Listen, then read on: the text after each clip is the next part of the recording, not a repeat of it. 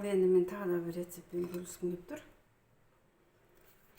Мынандай терканы аламыз да, свекланы өткіземіз жақсылап.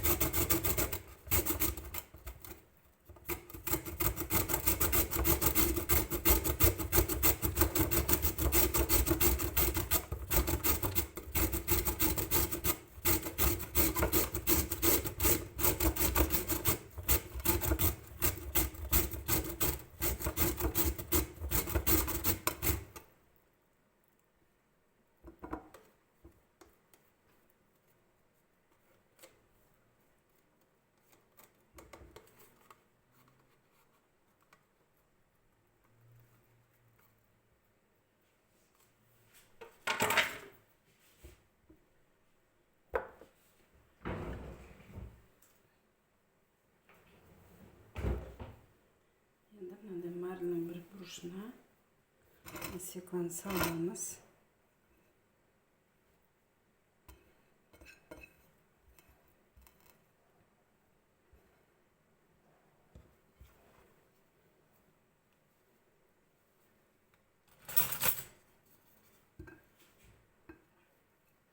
Мындай қасыққа жақсылап суын шығарамыз.